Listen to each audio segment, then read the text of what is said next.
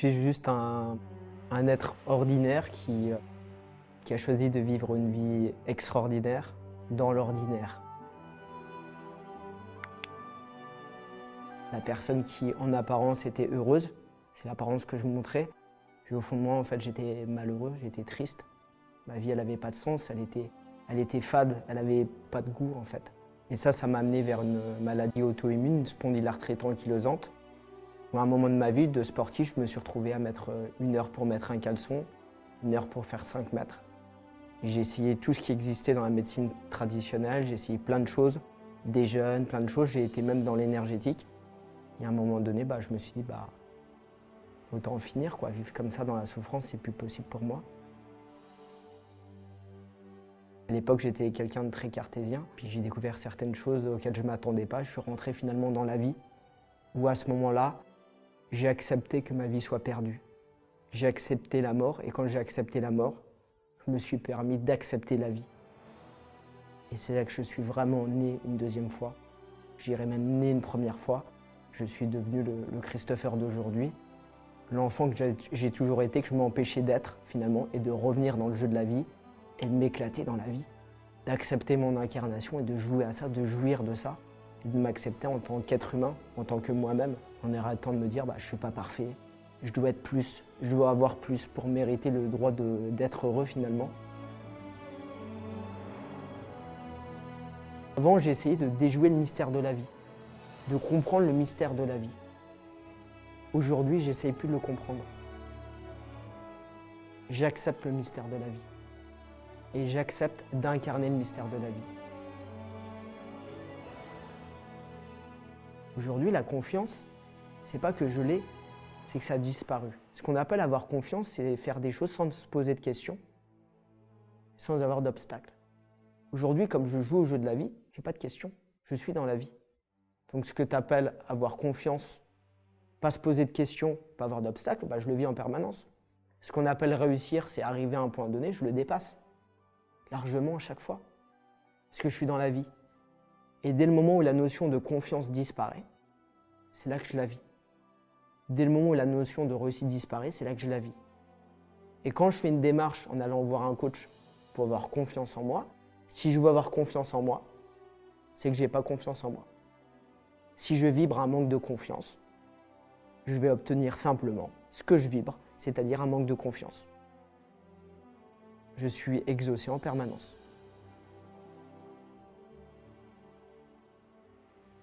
Pendant longtemps, je cherchais à être connecté à moi. J'en rigole parce que je trouve ça marrant aujourd'hui, parce que comme si à un moment de ma vie, je n'avais pas été connecté à moi. Comme si j'avais été connecté à quelqu'un d'autre. J'ai toujours été connecté à moi. J'ai fait que l'expérience de moi depuis le premier jour. Je suis avec moi en permanence. Quand je dors, je suis avec moi. Quand je me balade, je suis avec moi. Quand je suis avec quelqu'un d'autre, je suis avec moi. Et je faisais des démarches pour être avec moi. Voir comment j'étais perché. Je voulais être avec moi. Alors que j'ai toujours été avec moi. Et même si je voulais pas être avec moi, j'aurais quand même été avec moi. Donc être avec soi, ça n'a pas de sens. Mais c'est à quel point on cherche à pas se connaître, à pas regarder ce qui est devant nous. Je cherchais à être avec moi pour pas voir qui j'étais, pour pas voir que j'étais avec moi. Donc pendant que je cherche à l'extérieur, je ne regarde pas l'intérieur. Pendant que je regarde dehors, je ne regarde pas ma vie. Et au bout d'un moment, à force de regarder à l'extérieur, je me rends compte que ce qui se reproduit avec les personnes différentes, c'est la même chose. Et parfois, elles n'ont rien à voir les unes avec les autres. Donc je trouve l'autre responsable, l'autre coupable. Et à un moment, je me dis, le seul point commun, c'est moi. Qu'est-ce qu'on fait à partir de là? Et c'est là que je reprends la responsabilité de ma vie, que je peux changer les choses. Et tant que je ne sais pas que c'est moi, je crois que c'est l'extérieur, donc je suis en réaction à l'extérieur. Ma vie, elle ne change pas. Donc je vais pouvoir enlever l'événement à l'extérieur, au bout d'un moment, parce que la vie, elle passe. Mais une autre personne, une autre situation va me faire vivre la même chose dans une forme différente. Jusqu'à ce que je comprenne que c'est moi. Donc ça peut me prendre 5 minutes, ça peut me prendre 10 ans, ça peut me prendre 100 vies, peu importe. Cette partie de moi que je refuse de connaître, je vais apprendre à la connaître. C'est la volonté de la vie, c'est la volonté de mon âme, je suis là pour ça. Et mon âme, elle s'en fout. J'aurais pas plus réussi ou plus loupé ma vie si ça me prend 5 minutes ou si ça me prend 100 incarnations. La vie, elle nous aime et elle veut qu'on apprenne à s'aimer. Donc soit on rentre dans la vie, soit on refuse la vie. Et la vie, elle sera toujours présente pour nous, donc on n'a pas besoin de s'inquiéter, elle est là.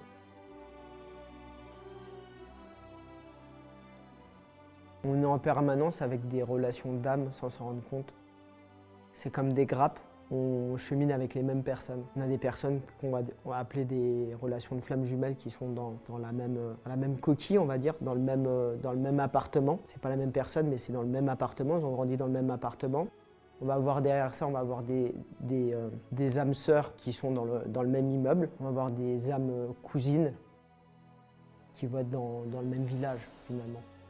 Mais peu importe, on n'a pas besoin de le comprendre, on va simplement ressentir un lien avec une personne plus ou moins forte. On va se comprendre, on va avoir des challenges. Et on a un lien particulier, mais on n'a pas besoin de le comprendre.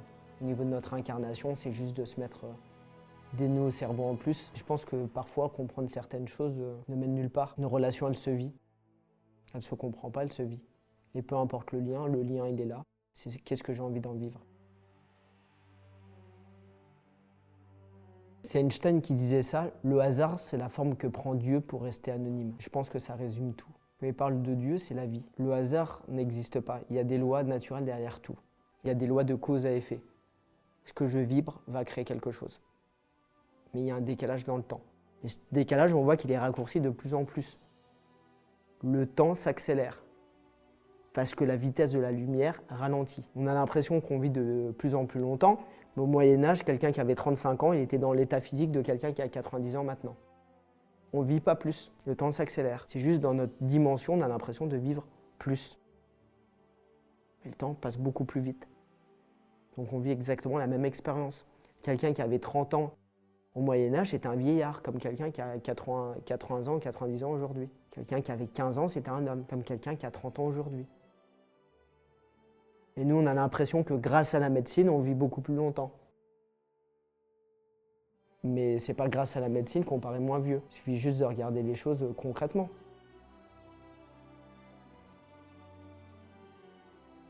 Le temps s'accélère pour une raison simple, c'est qu'on arrive dans une dimension où on passe de la troisième dimension à la 4e et 5e dimension. Ce qui fait que le temps va s'accélérer pour qu'on puisse voir que notre pouvoir créateur produit des choses en instantané. C'est pour ça qu'avant on parlait de karma qui est juste une forme déguisée où il y a une punition-récompense, mais derrière il y a une vraie loi, c'est ce que je vibre, continue après mon incarnation. Ce n'est pas une punition de récompense, c'est ce que j'ai vibré, je suis la cause, va devenir l'effet quand je reprends ma vie après. Comme si je change de véhicule. Je ne suis pas mort, je prends juste un autre véhicule. Ton âme, elle est toujours vivante, elle change juste de véhicule, de corps physique. Mais à partir de là, le temps s'accélère, c'est-à-dire dès que je vais faire une action, je vais avoir le résultat presque instantané, beaucoup plus rapidement qu'avant. On le voit avec l'accélération, par exemple avec les réseaux sociaux, avec les entreprises, les notoriétés se créent beaucoup plus vite. On voit que les relations de couple, l'amour arrive très rapidement et se détruit très rapidement. Que les familles se créent beaucoup plus rapidement et se détruisent rapidement, se reforment. On vit plusieurs vies dans une vie. Il y a des familles recomposées, on a plusieurs carrières dans notre vie. Avant, les personnes avaient presque le même métier tout le temps, la même relation tout le temps. On a plusieurs vies dans la même vie. Le temps s'accélère, mais peu importe. Nous, on est là dans notre incarnation, on vit le temps. Mais on voit très bien que quand on a 35 ans, le temps passe beaucoup plus vite que quand j'avais 15 ans. Le temps s'accélère. Donc c'est génial parce que ça nous permet d'avoir une réponse encore plus rapide à ce qu'on vibre, ce qu'on crée.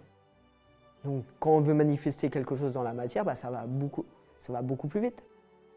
Est-ce que, par exemple, à l'époque de Jésus, Bouddha, il faisait en 5 ou 10 heures, à travers une méditation, on peut le faire presque de façon instantanée aujourd'hui. Ce qui était valable à l'époque, c'était l'énergie du moment. Aujourd'hui, on a une autre énergie. le temps est passe beaucoup plus vite. On peut créer beaucoup plus rapidement, dans un sens ou dans l'autre. La vie et la mort, c'est la même pièce. C'est deux faces d'une même pièce. L'âme hors du corps. Et la mort, c'est la vie dans l'invisible, dans la non-incarnation. La vie et la mort, c'est la même chose. D'ailleurs, au moment que je vis, que je prends naissance, je prends mon naissance dans mon incarnation, dans la vie, je meurs en même temps. Je sais au moment où je prends mon incarnation que je vais mourir sur le plan de mon incarnation un jour. La seule chose que je ne sais pas, c'est quand. Dans la naissance, il y a la mort. Dans la mort, il y a la naissance d'autre chose. C'est simplement nous qui avons la trouille. On va considérer qu'une personne, elle meurt, donc c'est pas bien, mais au niveau de notre âme, on n'en sait rien. Je regarde ma vie dans 5 ans, dans 10 ans, je me dis pas qu'est-ce que j'ai envie de vivre. Je suis déjà en train de vivre. Parce que ce que je désire le plus vivre dans ma vie, c'est ce que je vis aujourd'hui. À partir de ce moment-là, je suis en train de vibrer à l'abondance, l'amour. L'amour pour ma vie aujourd'hui. Donc l'amour pour ma vie attire encore plus d'amour dans ma vie.